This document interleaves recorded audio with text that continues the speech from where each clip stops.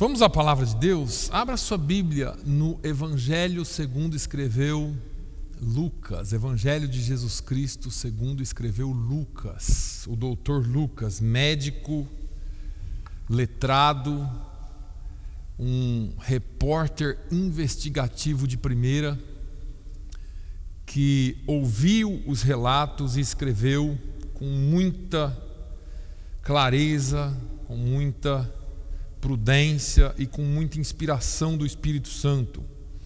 Você pode ir para o último capítulo de Lucas, no capítulo 24.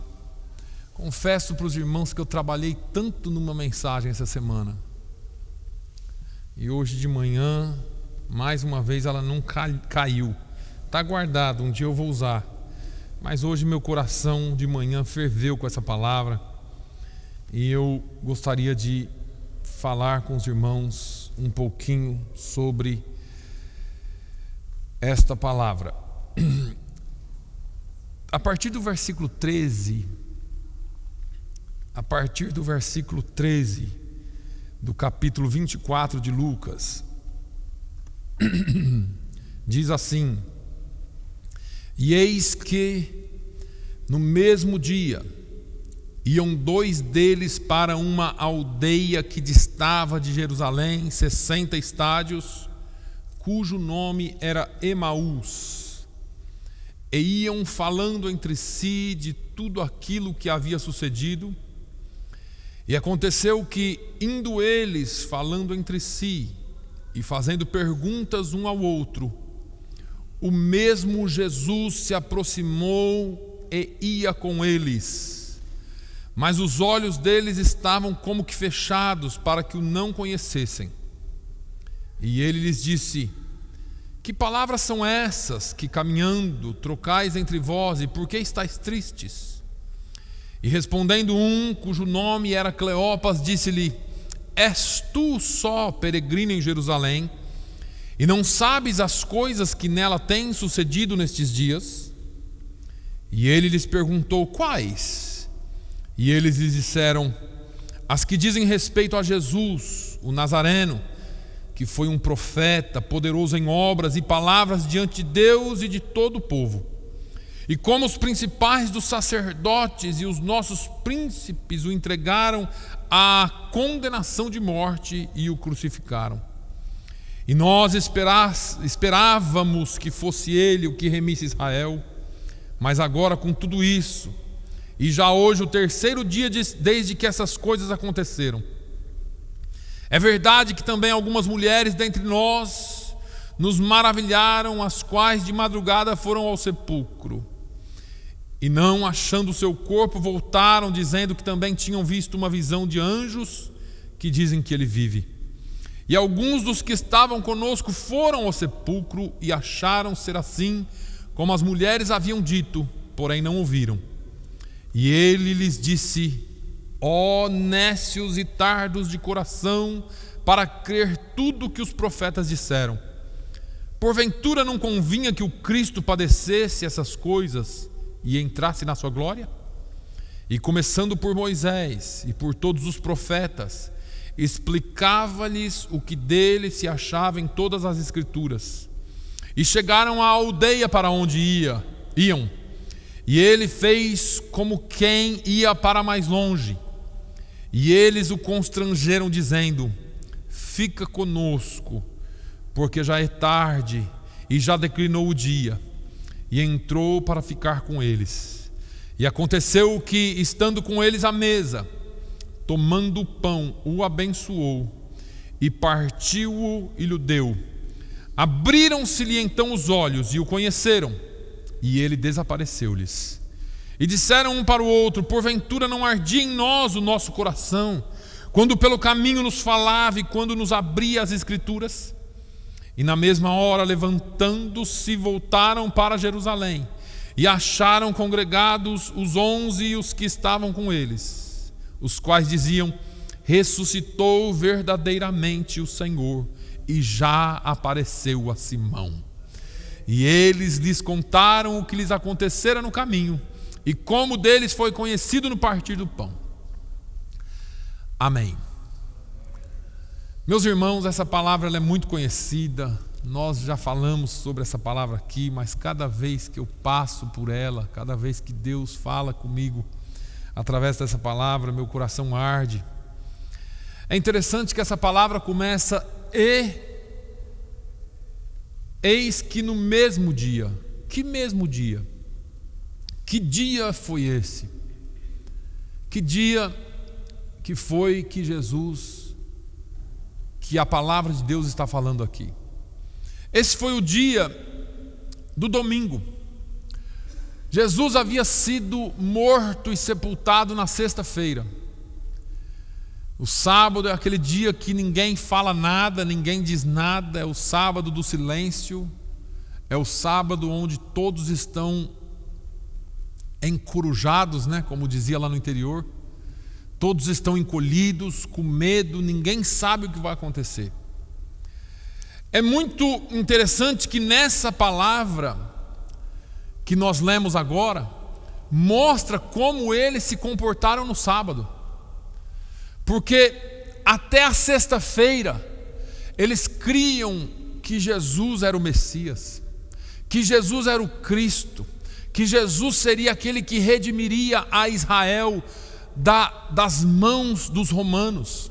Eles esperavam, é claro, um líder político muito forte que os libertaria de Roma. Mas na sexta-feira acabou tudo.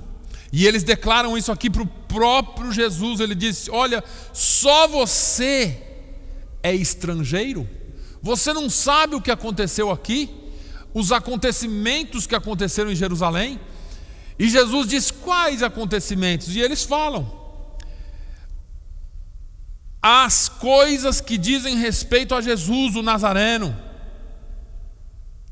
E aí, ao invés de falar o Senhor, o Messias, o prometido, ele diz assim: a Jesus o Nazareno, o profeta. Eles estavam com Jesus, andaram com Jesus, viram quem Jesus era: Senhor sobre a morte, Senhor sobre a natureza, Senhor sobre as doenças, Senhor sobre todas as coisas. Jesus havia ressuscitado a filha de Jairo, o filho da viúva de Naim, na frente deles. Eles haviam visto Jesus, Moisés e Elias transfigurados, e a voz do céu que dizia: esse é o meu filho amado, a ele escutai. Eles sabiam que ele era o filho de Deus até a sexta-feira. O sábado foi um dia de remoer, e talvez na reunião deles eles devam ter pensado: eu acho que a gente estava enganado. Talvez esse fosse um profeta, como foi o profeta Elias, como foi o profeta Eliseu, como foi Isaías, um homem poderoso em obras. Olha o que ele declara aqui: o Nazareno foi um profeta poderoso em obras e palavras diante de Deus e todo o povo. Mas mataram ele. Se ele fosse o Messias, ele não poderia ter morrido. Mataram a Jesus e o crucificaram e o sepultaram. Nós esperávamos que fosse ele. Eu quero abrir um parênteses aqui para falar da sua e da minha vida, porque nós conhecemos Jesus um dia, andamos com Jesus, já vimos milagres de Jesus, mas alguns momentos estamos vivendo como se Jesus fosse só mais um profeta, só mais um do que a Bíblia diz, só mais um do que talvez possa resolver o meu problema. Mas agora o negócio ficou tão feio que eu nem acredito mais. Ele morreu. Ele não responde às minhas orações. Eu tenho clamado, mas parece que ele não me ouve. Às vezes nós estamos como Abacuque, que dizia: até quando, Senhor? Até quando clamarei e tu não me ouvirás? Esses homens pensaram que Jesus era o Messias. Eles colocaram todas as suas forças, toda a sua confiança em Jesus, mas agora ele morreu. Nós esperávamos que fosse. Assim estão vivendo muitos cristãos hoje em dia.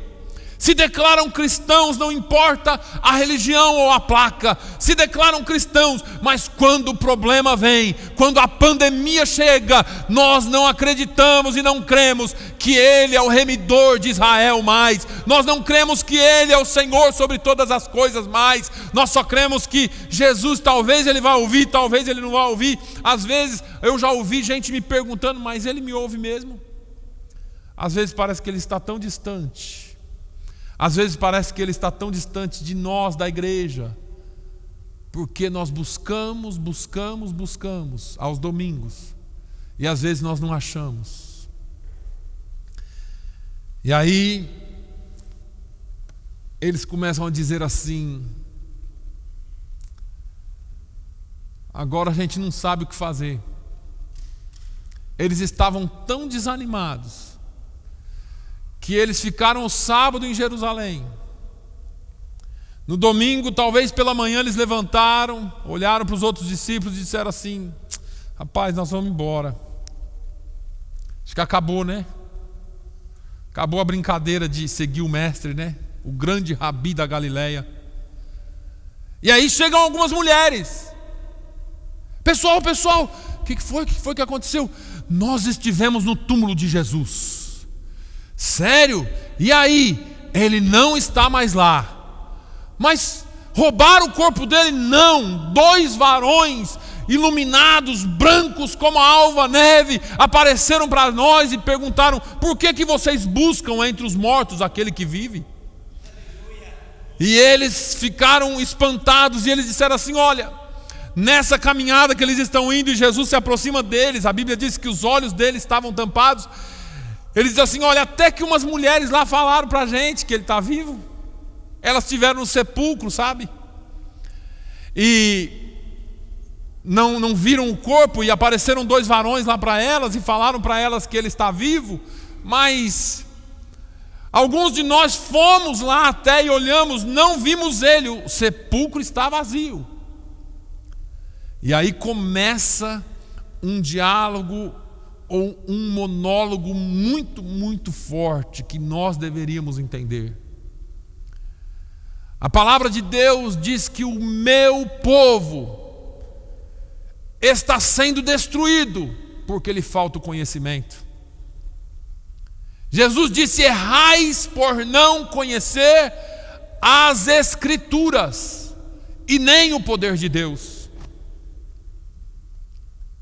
Paulo fala que a mensagem da cruz, que o Evangelho é o poder de Deus para a salvação. Nós erramos porque pensamos que conhecemos, mas não conhecemos. E aí Jesus começa a falar com eles: mas vocês não entendem mesmo, hein? Aquele estrangeiro, até então eles não sabiam que era Jesus. Vocês não conseguiram entender mesmo, hein? Vocês são meio lerdos de pensamento, meio vagarosos no coração, para crer em tudo que os profetas disseram. Jesus começa a afirmar e a reafirmar que essa palavra é verdadeira. Ele começa a dizer assim: olha, os profetas não profetizaram por profetizar, eles profetizaram a verdade. E vocês estão devagar para entender isso. Vocês estão devagar para entender que os profetas estavam certos. E Jesus disse assim: não convinha que o Cristo padecesse, morresse e ao 3º dia ressuscitasse? Não está profetizado isso? Isaías não profetizou, Zacarias não profetizou, Jeremias não falou, os salmos não falaram, Amós não falou. Veja, os profetas profetizaram. E sabe o que me deixa mais intrigado com essa palavra de Jesus? É que das quase 600 profecias, se eu não estiver enganado, a respeito de Jesus no Velho Testamento, todas elas se cumpriram. Das profecias prevendo a sua primeira vinda, todas elas se cumpriram. E o que me deixa mais espantado é que os cristãos de hoje creem em Jesus que Ele veio, mas não creem mais que Ele vai voltar. E por que eu falo isso com tanta segurança? Porque o Novo Testamento prediz muitas vezes mais, quadruplicada vezes mais, que Jesus vai voltar do que os profetas prometeram ou profetizaram no Antigo Testamento. A volta de Jesus é amplamente falada no Novo Testamento, e ainda assim nós cremos, mas nós temos uma dificuldade em digerir. Essa semana eu falava com alguns pastores nos Estados Unidos, via Zoom. Não sei se eu posso fazer propaganda aqui, mas online. E alguém disse assim: pastor, Deus está fazendo uma grande colheita na terra. A minha pergunta é: estamos preparados para essa grande colheita? Estamos preparados para as grandes mudanças que virão? Esses homens, eles não estavam preparados para isso. E é interessante que eu vou pular um pouquinho lá na frente, porque Jesus fala assim: ó nécios e tardos de coração, para crer tudo que os profetas disseram. Se você tiver com a sua Bíblia aberta, e se você for no versículo 44, Jesus já está com eles numa outra reunião. Nós vamos chegar lá. Mas Jesus diz assim: são estas as palavras que vos disse, estando ainda convosco. Convinha que se cumprisse tudo o que de mim estava escrito na lei de Moisés, nos profetas e nos salmos. A profecia sobre o Messias começa em Gênesis e vai até Malaquias. E eles não tinham a cabeça aberta para isso. Deixa eu te dizer, a profecia para nós começa em Gênesis, vai até o Apocalipse, e nós estamos tardos de entendimento. Mas vamos lá. Jesus dá uma aula teológica de Antigo Testamento para esses homens. Desde as leis até os profetas, Jesus fala com eles no caminho. Eles não viram o caminho passar. Eles haviam saído de Jerusalém e estavam chegando agora à tardezinha em Emaús. E quando eles vão chegando onde eles iam entrar, Jesus faz que vai passar direto. Mas alguma coisa impulsionou o coração deles, porque quando Jesus chega na sua vida, quando Jesus encontra você, porque não é você que encontra Jesus. Jesus diz que o Pai busca os verdadeiros adoradores que o adorem em espírito e em verdade. Quem nos acha é Deus, quem nos aceita é Ele. Nós só temos que abrir o coração para Ele. Quando Jesus chegou, eles começaram a sentir algo diferente. E eu não sei se você já sentiu isso alguma vez. Mas quando Jesus se apresenta, quando Jesus chega à nossa vida, tudo aquilo que está em nós começa que parece fervilhar. Parece que nós sentimos alguma coisa diferente dentro de nós. E aí eles, com aquele sentimento, eles falam assim: escuta, o senhor não quer entrar com a gente em casa? Tá tarde, tem bandido por aí, o caminho é perigoso. Aí Jesus falou: já que vocês insistem, eu vou entrar. E Jesus entrou. Olha aqui, eu estou falando isso contextualizando, mas é verdade. A Bíblia diz que eles constrangeram a Jesus. Não fica com a gente. Olha, a gente está gostando demais do que o Senhor está falando. Entra aqui. Não, não vai não. Entra aqui com a gente. Chama Jesus para dentro. E Jesus entra. Sabe por quê? Porque quando você convida Jesus para entrar no seu coração, Ele não recusa. Quando você convida Jesus para entrar na sua vida, Ele não recusa. Quando Jesus chega e Ele diz assim: olha, vinde a mim. E quando você vem a Ele, Ele entra na sua vida e Ele faz uma transformação por completo. E esse Jesus entra. E aí Ele começa a conversar com eles na mesa, e o pão é servido ali. Mas só tinha um que pegava o pão, quebrava e orava costumeiramente. E eles já conheciam, porque eles haviam estado com ele. Jesus pega o pão, e Jesus quebra o pão e agradece: graças te dou, Pai. E ele agradece a Deus pelo pão. E nessa hora, abriram-se-lhes os olhos, e eles o reconheceram, e ele desapareceu. Parece que Jesus queria chamar a atenção deles, e conseguiu. Às vezes, Jesus se apresenta a nós em coisas naturais, para que nós entendamos as sobrenaturais. Ele vai fazer isso daqui a pouco de novo. Jesus então desaparece, mas era noite, já estava escuro, era perigoso, eles tinham andado o dia inteiro. Mas quando Jesus chega, o negócio esquenta dentro de você, e eles começaram a dizer assim: você não estava sentindo o negócio? Você não estava sentindo uma coisa quando ele falava com a gente sobre os profetas, ensinava as escrituras? Quando ele abriu a Bíblia no coração, ele não tinha o livro, mas quando ele começou a falar tudo, eu não sei de onde ele tem tanta sabedoria. Você não estava sentindo um negócio arder dentro do seu coração? E o outro disse: eu estava. Então vamos falar com os outros discípulos. Mas eles já tinham andado o dia inteiro. Eles batem a porta atrás deles e voltam correndo para Jerusalém. E quando eles chegam em Jerusalém, eles começam a dizer: aleluia, ressuscitou verdadeiramente o Senhor. Mas eles tinham perdido a esperança. Era só um profeta quando eles estavam em casa, mas agora eles correm de volta todo o caminho e entendem que é o Senhor.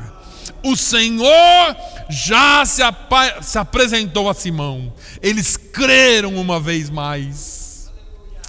Deixa eu te dizer, talvez alguém já te falou de Jesus, talvez você já até creu em Jesus, mas alguma coisa no meio da caminhada, a caminhada muito longa, muito distante, muito pesada, fez com que você talvez cresce menos, ou que a sua crença desvanecesse, ou que ela aos poucos fosse se esvaindo.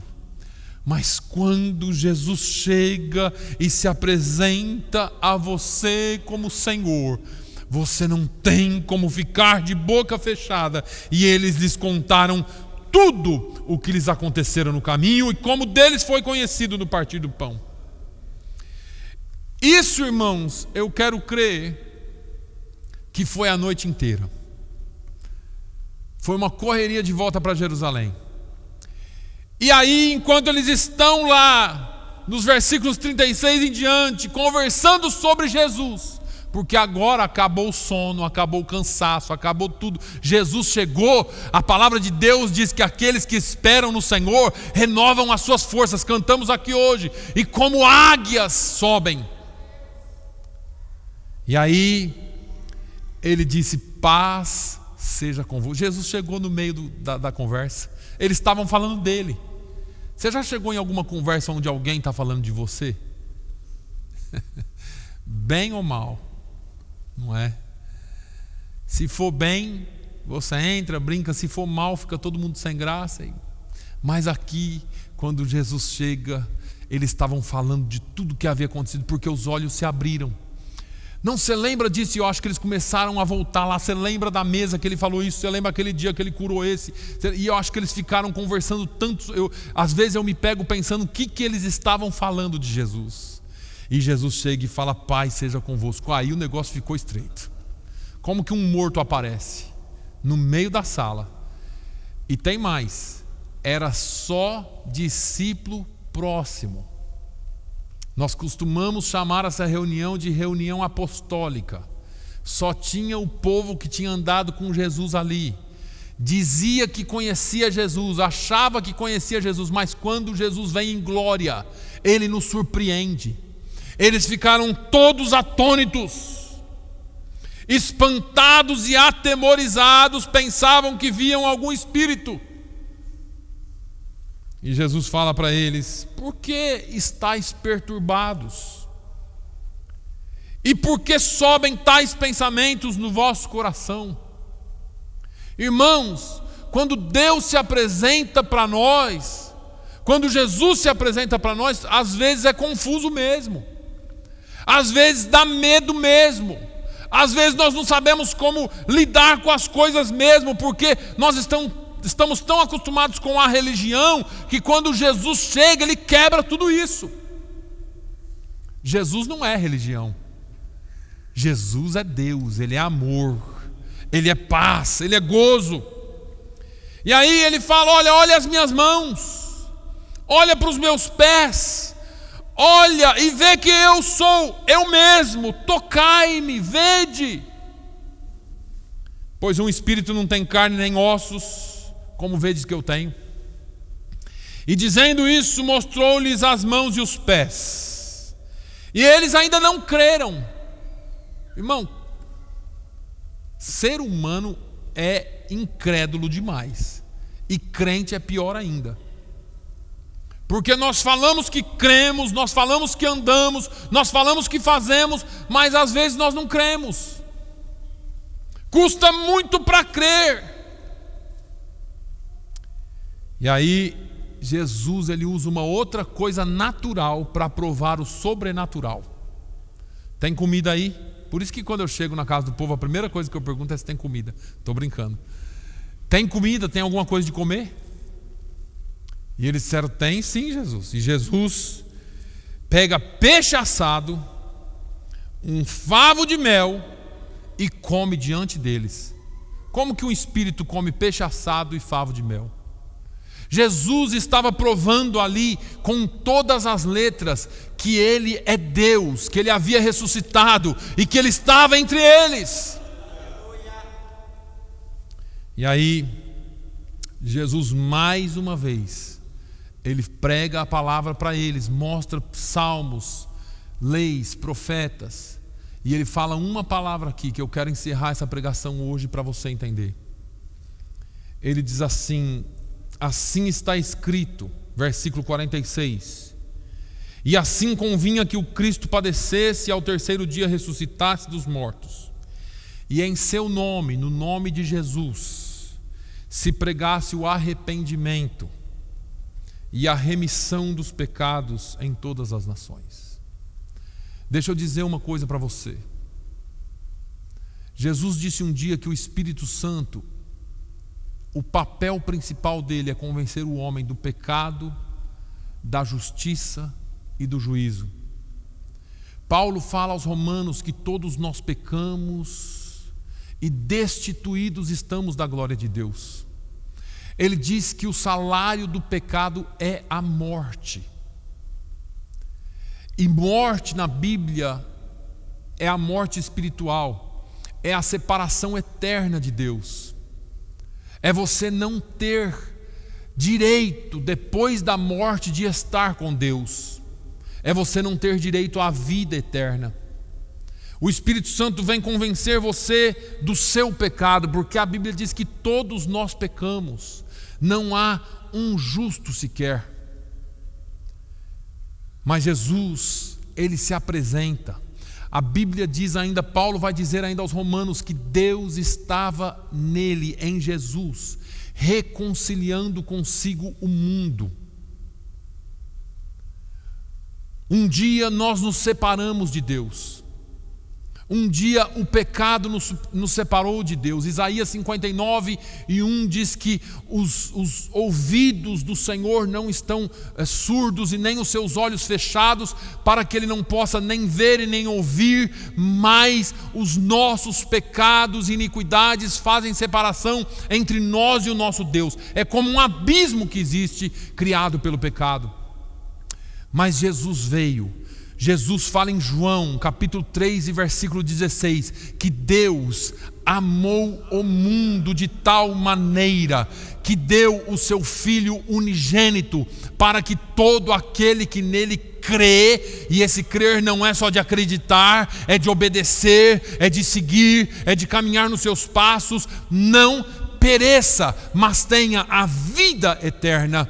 Ele diz ainda que Jesus veio para que o homem não fosse condenado à morte, mas que ele tivesse vida e vida eterna. Jesus disse que o inimigo, o Satanás, o ladrão, ele vem para roubar, matar e destruir. Você está vendo tudo isso por aí, mas Jesus disse: mas eu vim para que tenham vida e vida em abundância.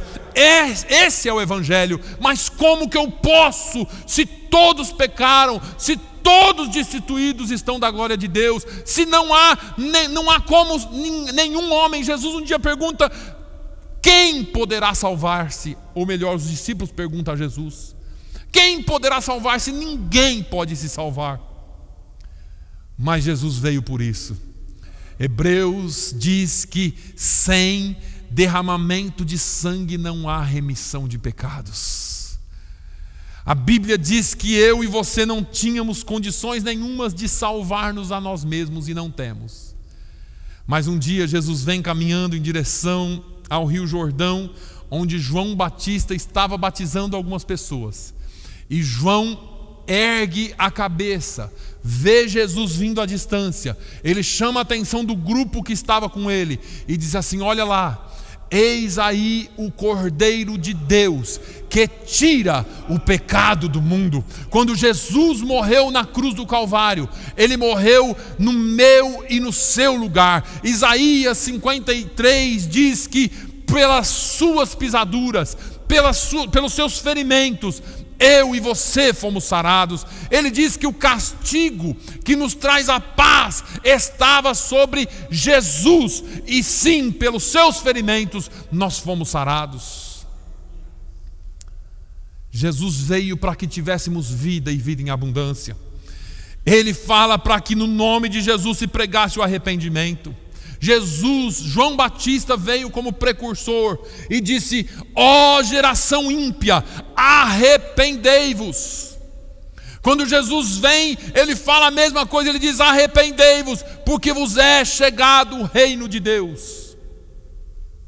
Como eu posso obter a salvação eterna? Através do arrependimento. Jesus prega e pregou o arrependimento. Eu e você precisamos reconhecer que somos pecador, que precisamos do Salvador, e essa salvação está em Jesus. Eu e você precisamos reconhecer que sem Jesus eu nada posso fazer, que sem Jesus eu nada sou, que sem Jesus eu nada consigo. Ele disse: sem mim nada podeis fazer, em João 15. E ele fala de uma segunda palavra. Se eu não posso, como vai acontecer isso? Ele fala da remissão. A palavra remir significa alguém tomar o meu lugar. Ele tomou o meu lugar, ele tomou o seu lugar na cruz do Calvário. O castigo que era meu, ele tomou para si. E por causa disso, eu e você temos direito à salvação. Ele não veio e amou somente uma religião, somente um grupo. A Bíblia diz, Jesus disse que Deus amou o mundo de tal maneira, para que todo aquele que nele crê não seja condenado, não pereça, mas tenha a vida eterna. Remissão é exatamente isso, é eu me colocar no lugar de outro para pagar o pecado do outro, a dívida do outro. E Pedro vai dizer lá em uma das suas cartas que Jesus pagou com alto e bom preço, não com ouro, não com prata ou pedras preciosas, mas ele pagou com o seu precioso sangue vertido na cruz do Calvário. E porque ele pagou, o Pai reconhece o sacrifício de Jesus, e quando você aceita esse sacrifício, quando você abre o seu coração para Jesus, Ele vê você através do sangue de Jesus. E a Bíblia diz que o sangue de Jesus nos purifica de todo o pecado. João disse assim: se confessarmos os nossos pecados, Ele é fiel e justo para nos purificar de todo o pecado e nos limpar de toda injustiça. Sem Jesus, nós não somos ninguém. Existe um corinho antigo que diz assim, Ele é tudo para mim, Ele é tudo para mim, Ele é o tesouro que eu tenho guardado em meu peito, Ele é tudo para mim, Ele é o tesouro que eu tenho guardado em meu peito, Ele é tudo para mim. Jesus é tudo, e sem Jesus nós não somos ninguém. Nós, como eu disse aqui, nós não pregamos uma religião. Como Paulo disse, quando eu vim até vocês, eu não vim pregando palavras de sabedoria humana, mas eu vim pregando Jesus Cristo crucificado, um Jesus que morreu pelos nossos pecados. Jesus morreu por você e por mim. Jesus deu a vida por você e por mim.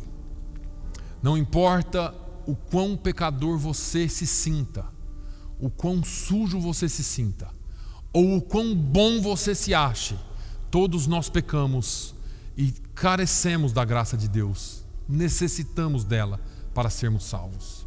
Hoje eu lhe ofereço Jesus, hoje eu lhe ofereço salvação pela fé. A graça é algo inexplicável, porque ela é dom gratuito, é algo que eu e você não merecemos, mas Ele nos encheu da sua graça. E Ele quer que você, Ele quer que eu aceite essa graça, esse presente que é gratuito.